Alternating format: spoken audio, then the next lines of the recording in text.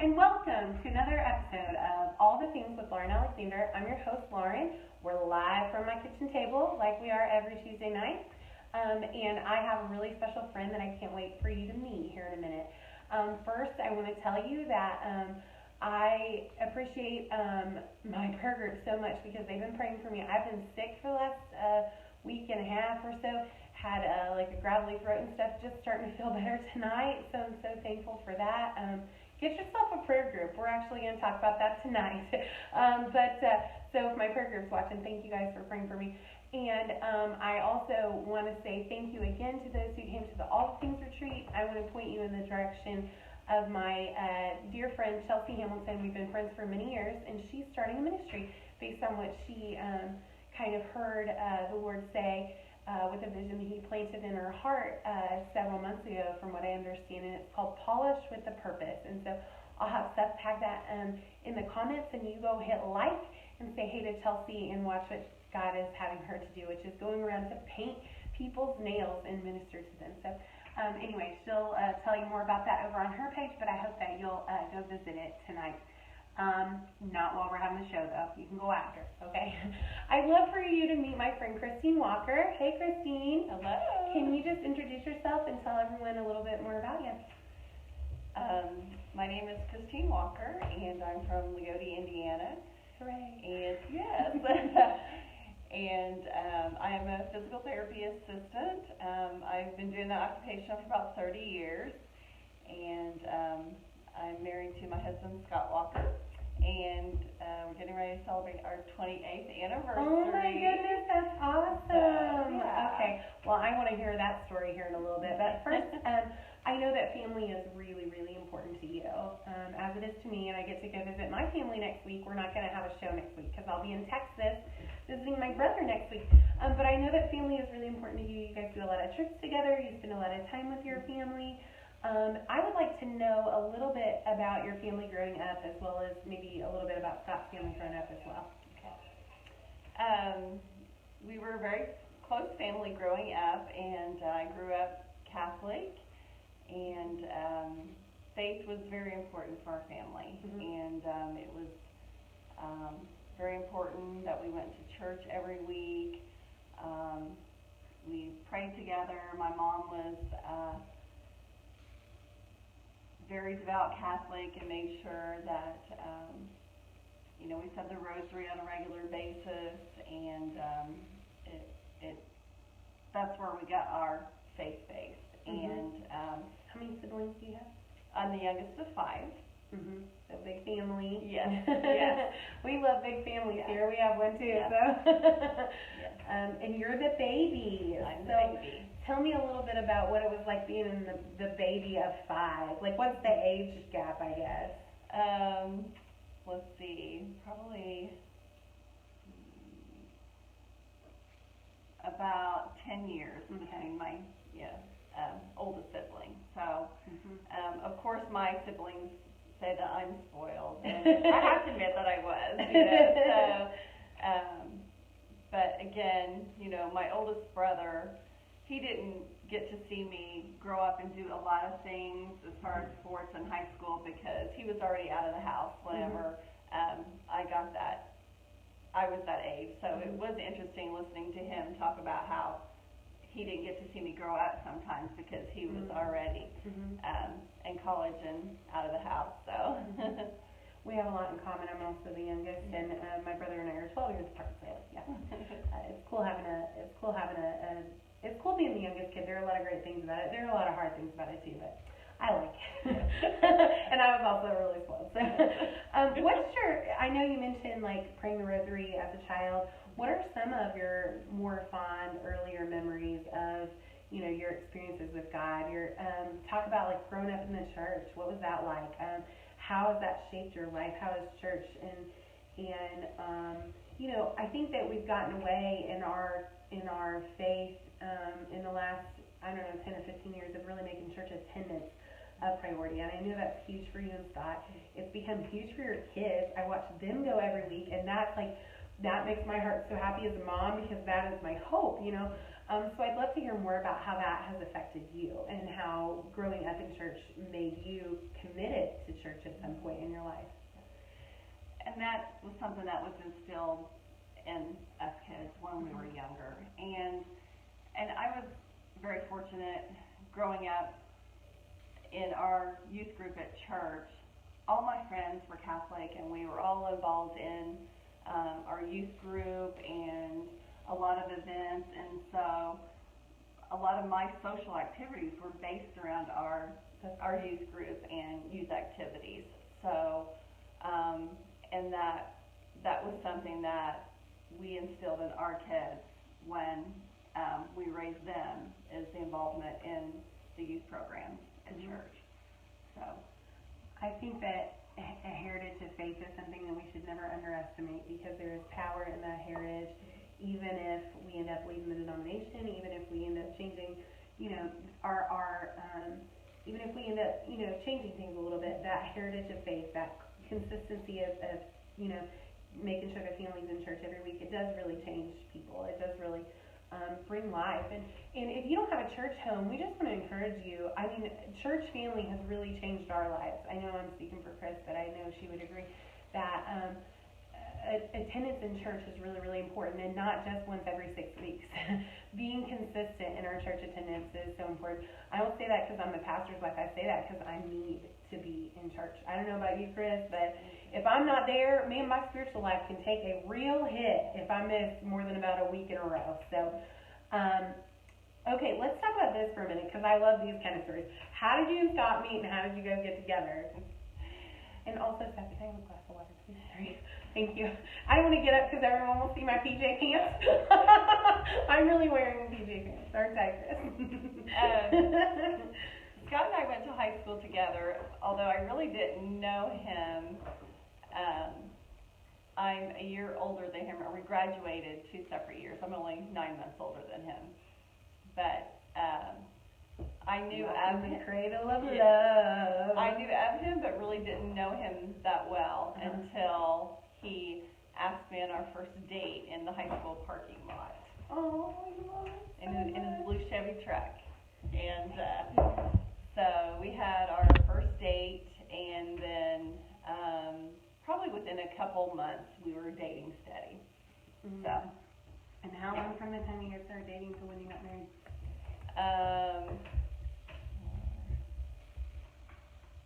Probably about 4 years. Right. Yeah. You're getting a lot of Lagodi love right now. Oh, hey Blake. I knew Jill was going to be on here. Jill is the greatest sharer of all time, of all things Chris Walker. Way to go, Jill. She helped me spread the word. Hey Pam. Hi Sherry. I'm so glad you're watching tonight. Hey, if you're watching, okay, I got to know about this. Jill says Jill is your... Yes. Okay, and she says Scott was so romantic. Could you elaborate on that? I'm sure she's talking about how he asked me out on my first date. I'm anxious to see if Scott's watching this tonight or not right now. I hope you are, Scott, because we're going to talk about you. Yes, I was walking into the high school for my night class, my college class on I think it was a Wednesday night. And he just pulled up in his pickup truck with the window down, and he said, "Hey, come here." And then he asked me if I wanted to go out. Well, great things can start from small, humble beginnings, right? Yes. We're thankfully pulled up in that truck. Oh, hey, Morgan. I was wondering if you were going to come be with us. Hi, Jalen. Glad you're watching tonight. Okay, so let's talk a little bit about your awesome kids, because they are awesome. Can you tell us a little bit about them? They're really cool. Yes, they are awesome kids. Since they're watching, we'll just go ahead and take a moment to brag on them. Yes. Blake is giving us our first grandchild, her and her husband Noah, and they're expecting their second grandchild. I'm super excited about that, because Brand is one of the cutest babies of all time. So, little J. Crew baby model. He's a doll. And, and Morgan is married to Ethan, and I am so proud of them, and them sharing their faith, and where, and it's kind of interesting because we've I've always had the heart for our youth, and the girls do too. And that's what they're doing at their churches with their youth groups. So, again, God instilled that in me and the importance of that. And then that's also so important for the girls to have those relationships with with the youth. So that they're, carrying that legacy of being involved with youth. Yes. And then you got your youngest, Cole. He's in his last year of college, and he will be getting married next November. Oh, that's awesome. Yeah. You get a new daughter. That's really exciting. Okay. Taylor says Cole must take after his dad. Is that Cole's fiance? Yes. Taylor, we like you already. Your son. Yes. Did he say, "Hey, come here"? Oh, Sissy, I'm glad you're watching. I was hoping you'd be tuning in tonight. You need to come on the show and tell your side of the story after Miss Chris gets done here. Okay, let's talk about this for a second, because I think this is really important. When you do grow up in church, it's really easy to sort of ride your parents' coattails to some degree as far as your faith is concerned. I would love to know a little bit more about your journey to sort of own your own faith, if that makes any sense, because at some point we have to transition from our parents' faith to our own faith, that they give us that gift of being exposed to ministry, being exposed to the church, being exposed to really great traditions, really beautiful opportunities to know God more and to hear the Word of God preached. But at some point we have to transfer that to our we can't just we don't get to heaven on somebody else's relationship with God. So how did you sort of make your faith your own, I guess? Yeah, and when a lot of times when you're a teenager and going away to college, that's when you really have to start making those decisions and thinking about your relationship with God and your faith. And to me, I guess I think I was fortunate that I went to a college close by, that I came home almost every weekend and actually worked at my dad's restaurant. And can we talk about that for a second? Yes. Okay. When I think of my childhood, I can still smell the fried chicken. Can you tell them just a little bit, and then we'll come back to this question. But I have to talk about this because some of my fondest memories happened in that beautiful place. So. My dad had Matthias's restaurant on the square in Lagodi for about 25 years. So all 5 of his kids worked in there, and again, that's where our work ethics were instilled. And again, even though we worked in there, that was also family time that we were all together. Okay, so going back to you had the restaurant, and you were seeking to sort of make your faith your own in college and stuff like that. So and it's just something that was so important in my life. Even as when I graduated from college, as soon as I graduated, I was involved with helping out in our youth group at St. John's Catholic Church, and that's when I went on my first mission trip to Tijuana, Mexico, and remember those fond memories of, again, just paying it forward and affecting these kids' lives and their relationship with Jesus. So, so cool. Yeah. And when I think about all the people that you've impacted through being involved in youth ministry, and then I think about your girls and them sort of doubling your impact, sort of like Elijah and Elisha, them picking up the mantle and being able maybe to reach twice as many people in their lifetime as you have. How does that make you feel as a mom? I mean, I can't describe it. I think of where the girls are at in their faith and their relationship with Jesus, and I didn't have that relationship with Jesus till probably mid-20s.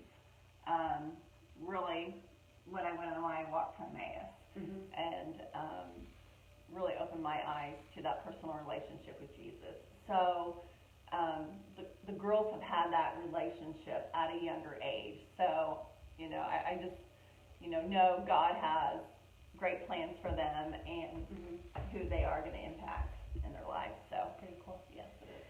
Let's talk talk a little bit about a ministry that God called you to in the last few years, called Matthew 5:16 Day, and I'd love to know how.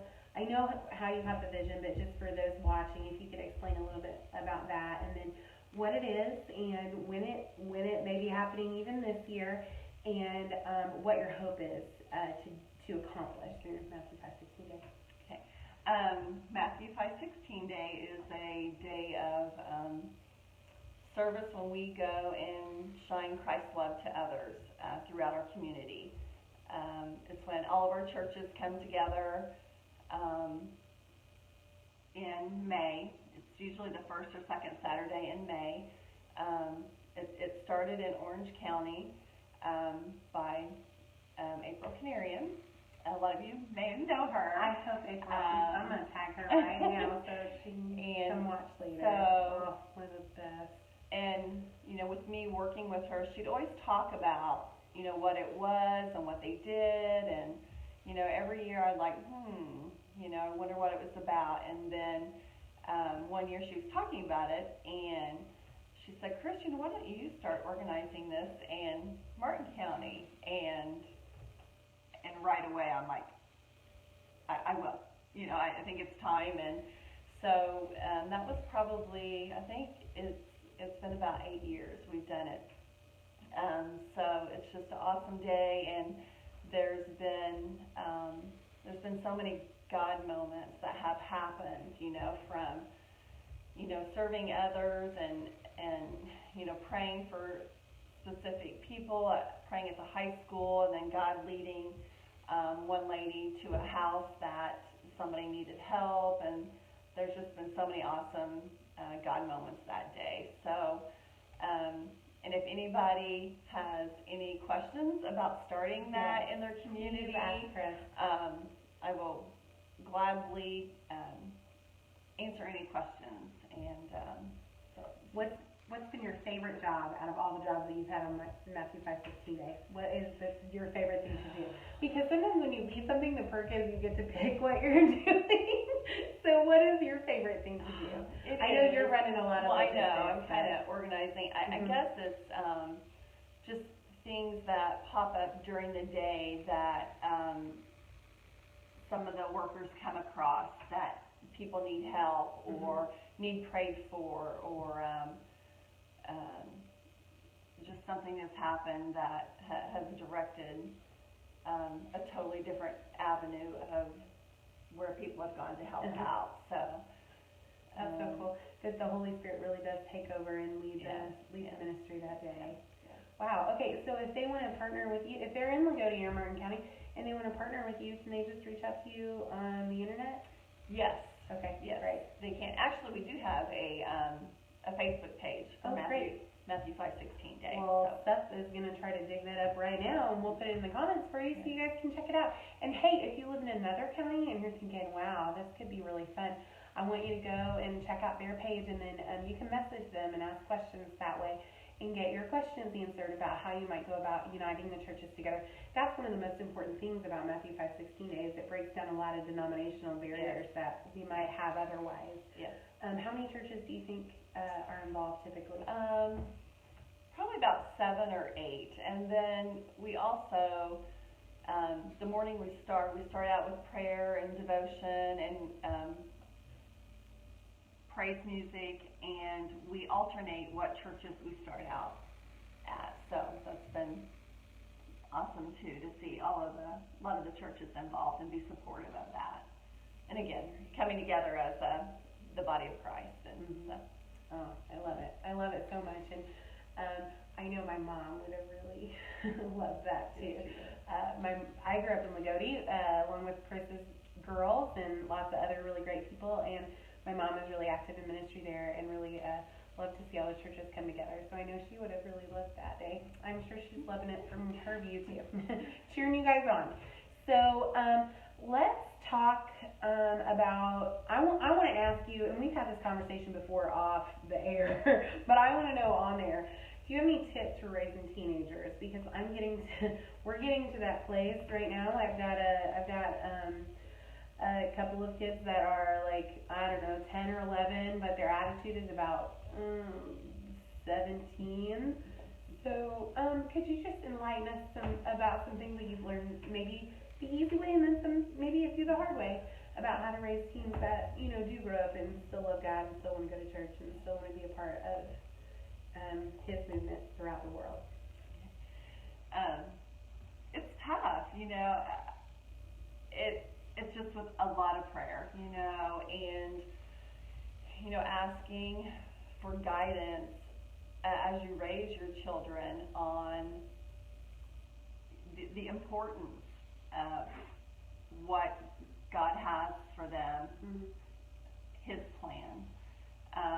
You know, it was hard, you know, when the girls were in high school. You know, they both quit volleyball. You know, they're senior and sophomore years, and you know, as a mom that loved volleyball and played volleyball in high school, you know, I was kind of devastated that they, you know, quit. But you know, I knew that God had a bigger plan for them. You know, and back to, you know, we're in this generation that it's not important for parents to go to church on Sundays, and I felt that God knew that that's where these kids needed to be. And if you're, you know, not knocking travel ball or anything like that, but that's what I felt God led our family and our kids to be at youth every Wednesday, and you know, be at church every Sunday to hear the word, and for God to shape and mold them to who they are today. Yeah, praise God. And this is really fun. Asking questions and sometimes prying is what Blake said that you did really well. So right, and that's, you know, and it is who, when, where, you know, and continuing to question them,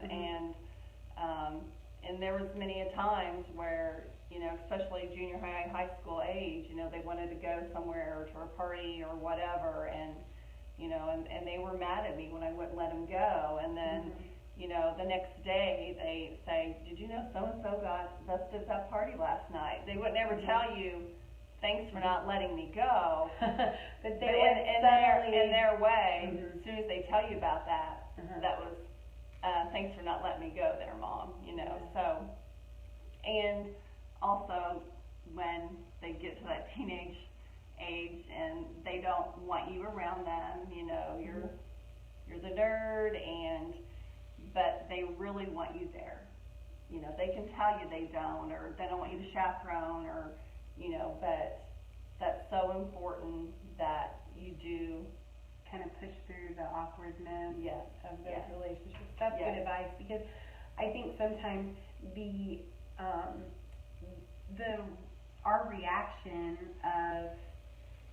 our reaction to that is often just to step back because we're frustrated or we feel closed off. Like, well, if they're going to close off, you know, I'll just keep my distance. But that's really not what they need the most. What they need the most is for us to go in a little deeper. So that's great advice. And in fact, my friend Renee kind of said the same thing. I guess that was last week, wasn't it, Seth? Renee was on last week, and she was talking. She's actually in the thick of that right now. She's raising teenagers, and she was talking about having a journal with her daughter. And so I encourage you, if you are kind of in that place right now, go back and listen to that interview too. She did a really great job as well, talking about some of the same things Chris is talking about as far as maintaining those connections during those really hard years. So it's been good advice for me. Oh my goodness. I am so not the cool ask too many questions mom right now. I don't believe you, Ashley. She says she's not the one who's asking too many questions right now. Ashley, I feel like you would be an ask questions mom, and I love you as a mom. I think you are just the greatest, so I'm just going to say it. Also, I know Ashley's been a huge influence in your daughter's life. Can you talk a little bit about that? Yes, and you know, and something Blake said there too is placing other Christian adults in their lives when, you know, they don't want to talk to mom about things. And yes, and that's they went, you know, would go to Ashley a lot when they would be mad at me and wouldn't want to talk about certain things. I knew I had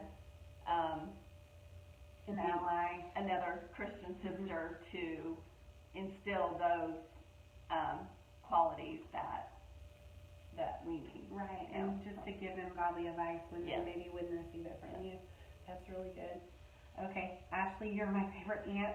I wish Ashley was my aunt. I have really cool aunts, but I think Ashley would be a bomb aunt too. So I'll just add to the collection. Ashley, will you have me?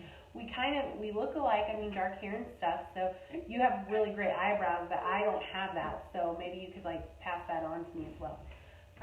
Okay, we're getting off subject. Okay, I want to know this story, and I know probably a lot of people who are watching would love to hear this story, even again if they've already heard it. This is so unique. I think I have two friends that have done this, so this is so unique for me to get to talk to you about this. Tell everyone and me how you became a living organ donor. Okay. And actually, the friend that you have that you donated to is watching the show tonight. Her name is Sissy. So hey, Sissy, we're glad you're tuning in because we're about to talk about you. Really good. We promise. It was really through the ministry of our church on how this came about. I grew up knowing Sissy. Actually, she was a hairdresser and did my hair for years. I didn't know that. That's really cool. I didn't know that part of the story. Yes. But as far as really having a personal relationship, hanging out, we didn't do that. And so we just knew Sissy's brother was a match, but for whatever reason, he wasn't able to donate. And so our church kind of got in ministry and just asked for possible donors or testing, just to call and seek information. And was Sissy going to your church at this time? Or yes. Okay. Yes. Okay. And so it was. We kind of had a medical church nurse at our church at that time who made up flyers and kind of had some information about the steps and just asking some questions about it. And so me being in the medical profession, I'm like, oh, I might see what it's about, when it was just a call and, we kind of talked about it with my, with... At that point where you're like, the odds that I'm a match are not super high. I mean, what was going through your mind at that time? Yeah. It was just, and then, a lot of prayer, whether that, again, is it me wanting to do this or is it, God's calling for me to do this?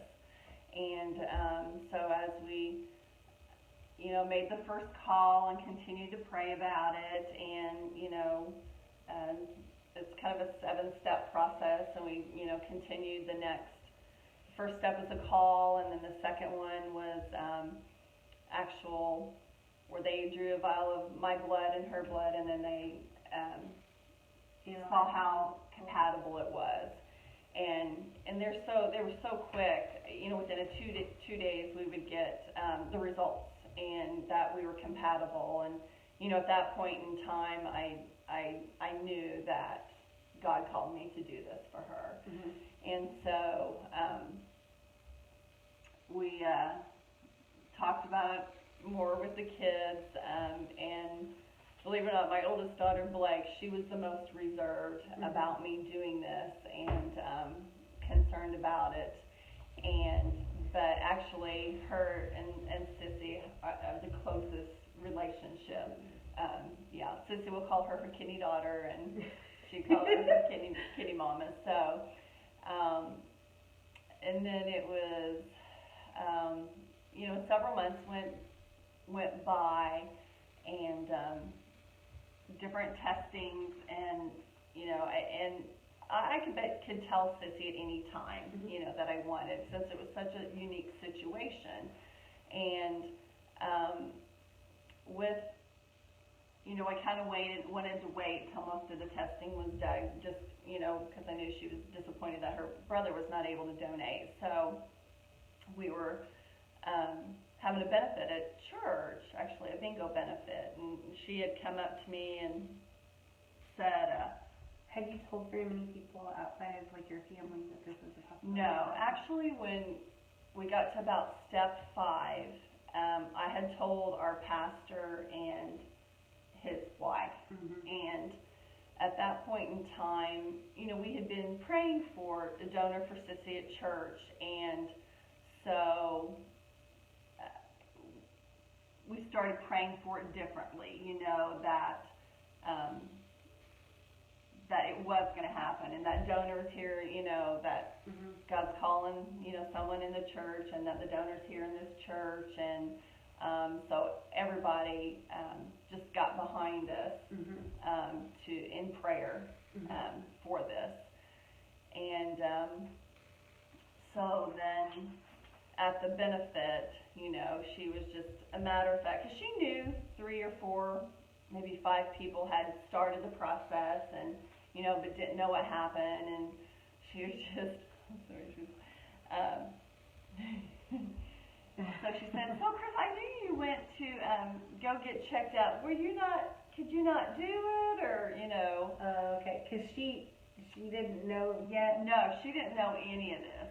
Oh my word. She knew that I started, but she had no idea that we were at the level we were at. And actually, we were getting ready to, that I could tell her, and I needed to have another colonoscopy. I had one 5 years ago, and it said repeat in 5 years, so I had to have that. So that was the only, so that was the only thing that I didn't have done screen. Real friends will get a colonoscopy for you. Yeah. Won't they, Sissy? Yeah. And I had to have the prep before surgery, because she didn't have to. So I'm not sure about that. I had to have it. But anyway, and so I kind of was busy doing something else, and so I said, oh, you never know. She said, now Christine, and so we were in the kitchen later, and the pastor's wife, and we were back there talking again, and she came back, and she said, no, really, what, was there something wrong that you couldn't, or she goes, I'm just interested, and so we're standing there, and I'm looking at, Teresa Davis. I don't know if Teresa's listening either, and we just said, I feel we need to tell her, and so and I told her, and she started crying, and I'm crying. We were just crying, and it was just amazing, and then from there, I mean, just the support of our church and community, our families, and it was just unbelievable. And I didn't know anything about live organ donation. My boss had a liver transplant, and so I knew about, but there's so many myths about organ transplant, and so it was just... Okay, let's talk about that for a minute. Would you just, because I don't know a lot about it either, I'll be honest, and I'm betting that most of the people who have not walked this journey with you that are watching don't know a lot about it either. What are some of the myths that you would like to kind of clear up about that? Yeah, and I think, being a match isn't as difficult as what people think. There's another God healing moment in this story too, but what makes it difficult to have a match is the type of medical care that the recipient has had. Like Sissy hadn't had a blood transfusion or anything like that till actually when we went through all the tests, and the last couple months she did have to have a blood transfusion, so it kind of threw things off a little bit. And so it threw her antibodies off, and they said that's something that she will probably have problems with the rest of her life, and that she would have to take kind of like a chemo type drug about every 3 months, for these antibodies. And I know we're going to possibly talk about the roof crashers here, but and through all this, Sissy, started going to our Bible study group on Mondays, and the week before transplant, we were praying over us, and specifically prayed for those antibodies to never enter her body. And 2 days after transplant, she had that treatment and has never had to have another treatment. So, and we were five years. What did I say? I did So not know this, but I was told you God. to get you a prayer group, friend. Get you a prayer group. I'm telling you what. So Wow, I didn't know that part God, of the story. we know God healed her. That antibodies never came into her. Mm-hmm. So you're like, is it sort of like in the movies? You're holding hands and you're getting reeled in. Like, tell me. Seth's laughing at me because I'm so naive about these things, but I really do think people like to know. You know, what is that experience? How long was the surgery? What was that like for your fam? Talk to me about that. My family.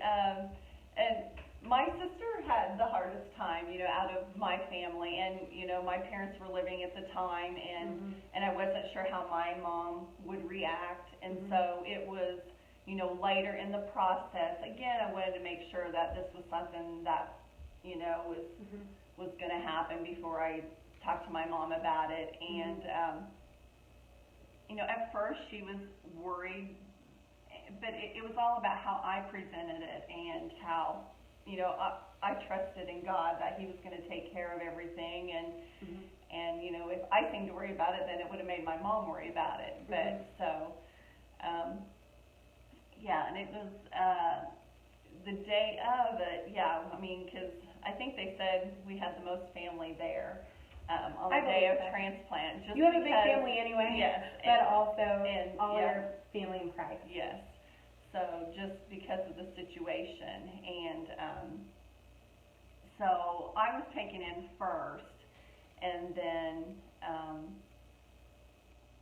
I think it was like 3 hours, and I'll share this from Sissy that when they wheeled her in, they wheeled her past me. I was already in the operating room and prepping like me, the movies, you guys. and she and Sissy started crying once she saw me laying there and getting ready to go back. So it was y'all quit. Yeah. So yeah, we crashed the roof for sure. You're so right, Brenda. Yeah, you're so right. You know, and even a couple weeks before, she had to have something else added besides her dialysis, was kind of like a called plasmacentesis or something like that, similar. So there were some questions whether it was going to happen, and you know, Sissy started really getting worried, and you know, like we're not even going to go there. We're trusting God that this is going to happen, and we're not even worrying about it. You know, it's God's plan. It's going to happen. And you know, and again, through our Bible study group and just, you know, sisters in Christ, and being positive and praying, and you know, so she never let that negative, you know, never let that get past the gate, sort of thing. Yes. Wow. So what was recovery time? How long did you have for recovery time? I was only off work about 5.5 weeks. So it was, for the donor, it's a lot better now than what it used to be. It's actually done laparoscopy and then a small incision. So yeah, I was in there 2 days. It's really unbelievable. And then also with safety recipient, it's located kind of in a pouch, like on the outside of the abdominal wall. So it's not like years ago where you'd have to open them up. So it's also less recovery time for the recipient too. So, but there was, you know, just the myth of people don't want to donate because their kids may need one, or family member, and you know, where my kids' age were at that point in time, you know, if they had not had any kidney disease or any issues, you know, like I said, they're more likely to get killed in a car wreck than they would need a kidney from me. So, and then if something would ever happen, say I'm in a car wreck and would damage that kidney, then I would kind of get bumped up on the priority list for transplant or whatever. So, so a lot of those things that keep people from just checking it out are really, kind of non sequiturs. And so, okay, let's talk about that for a minute. Let's say that somebody is watching tonight or watches in the future, and they're like, my heart's beating fast. I'm in real good shape. I could do this for somebody. I could change a life. I could save a life with the power of the Holy Spirit behind me. How do they do that? Talk to me about how they could get involved, because you guys have sort of been on some national platforms to talk about this. So talk to my maybe not national audience about that. If you could share a little bit. We went through St. Vincent's Hospitals where our surgery was, and I still have a contact person.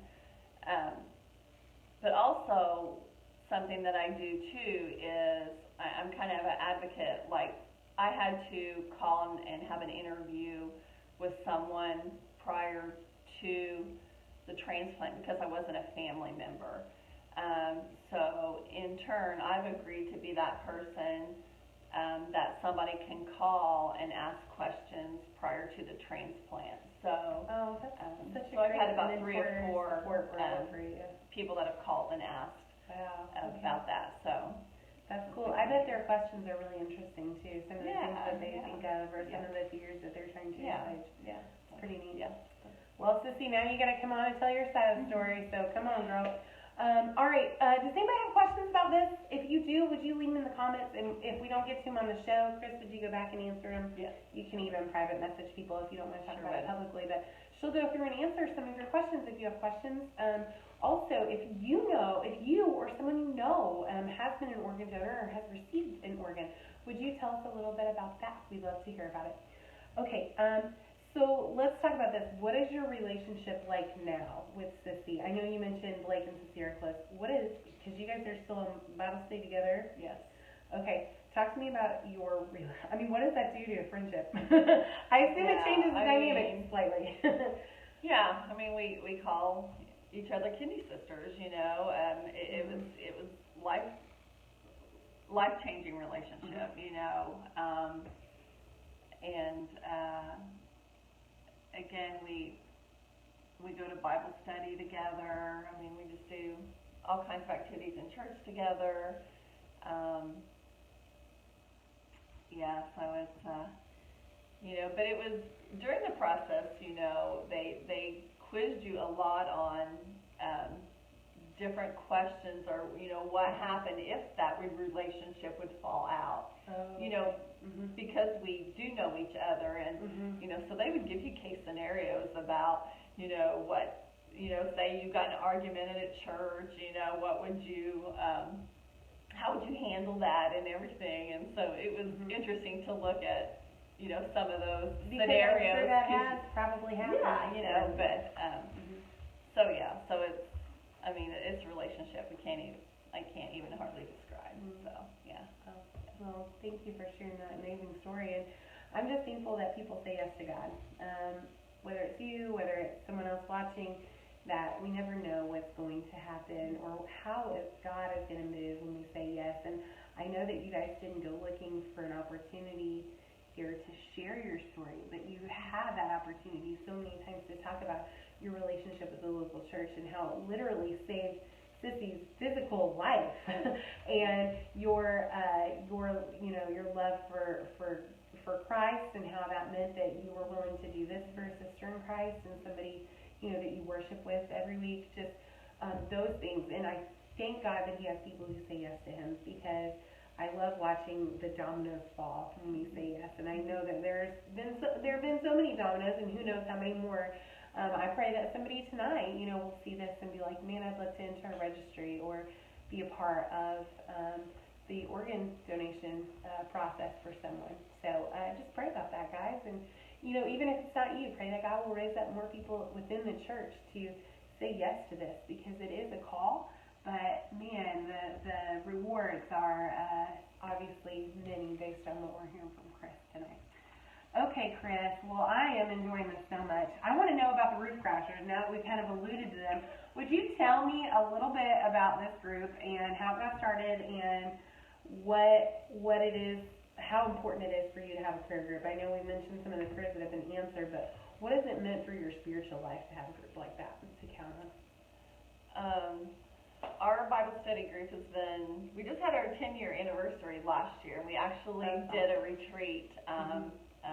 I saw the pictures. It looked so much fun. Did you guys go to Gatlinburg? Is that right? Or somewhere with a cabin?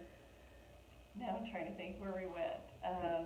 It reminded me of Gatlinburg. Lots of trees. Yes, yes. And it was kind of a cabin retreat, and we just did different devotions, and it was beautiful. And we meet at my sister-in-law Brenda Mathias's house every Monday night, and and I can't explain it to people, and even, my girls did join in for a while. Now they've kind of in different groups of their own, but the bond and the closeness, the accountability, and lifting each other up in prayer. We do blanket ministry and prayers for others, and then just us diving into scripture and different studies. I just encourage, if people are in a women's group, to help you develop with your relationship with Jesus and others, and help serve others, and for people to lift you up when you're going through difficult times. I just strongly encourage that. And I noticed all of them are watching and cheering you on tonight. The roof crashers are the best. Okay, it was outside of Nashville. It looks like Gatlinburg. I'm sorry I threw you off there. But I did stop all the pictures. Yes, because it's outside of Nashville. So pretty. It looks like a lot of fun. 10 years. I mean, I'm sure you've seen a few come and go in those 10 years, and God appoints people and then He calls them away. But how many are like the core group that are a part of it? Anywhere from 10 to 15 on a regular basis. So you guys meet, you said Monday night? Monday night. Wow. Well, that is a blessing. And I know that you guys have walked each other through a lot of joy and sorrow. Do you have any like really fun stories of stuff that you guys have gotten to do together besides this retreat that you've been on? I saw you guys did Pizza Junction. Yeah. I was totally jealous because I love Pizza Junction taco pizza so much, and now I never get it because I live far away. But I was like, oh, I wish I could go eat there with them because the company and the food looked really fun. So talk to me about some of the fun stuff you guys did together. We just, Brenda's doing some remodeling in their house, and awesome. so we talked about pulling it out in public, so that people could see what we're doing, and if people ask questions on why we're doing it, and then we could share about that's really good. our Bible study too. That's so cool. Yeah, I love it. Well, we love the Roof Crashers, and just like you're cheering her on tonight, we're cheering all of you guys on as you've met for 10 years. That's amazing. That's a huge milestone. Okay, well, it has been a lovely, lovely chat with you tonight. I have learned so much about organ donation and just about your heart for ministry, and I just love and appreciate you so much, Chris. And I'm glad that you're in my life. And so my final question tonight, as always, is what is on your love list this week? And if you need a minute, I can tell them what's on mine first. Well, I've been thinking about this, and it is a friend of mine, daughters, and actually she was in our Bible study group for a while, Taylor Kaiser. I actually don't have her earrings on, but I wore them to Bible study last night, and they were crosses. Oh, yeah. And everybody was, where did you get those earrings? Okay, so does Taylor have anything on Facebook where we can I'm trying to think. It's like remember. Take Two. Okay, Take Two. So she has just started making these earrings, and so a very reasonable price.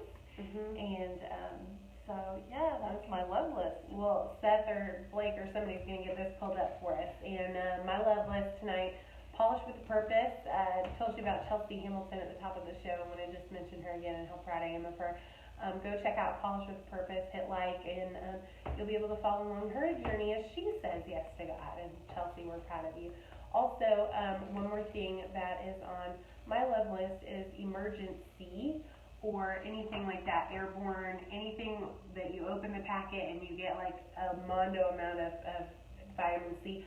I'm a big fan of right now. You need to keep your vitamin C up, guys. And my friend Michelle, who is also, she does, well, I think she does OT. I'm not sure if she does OT or PT at OT for Kids in Jasper.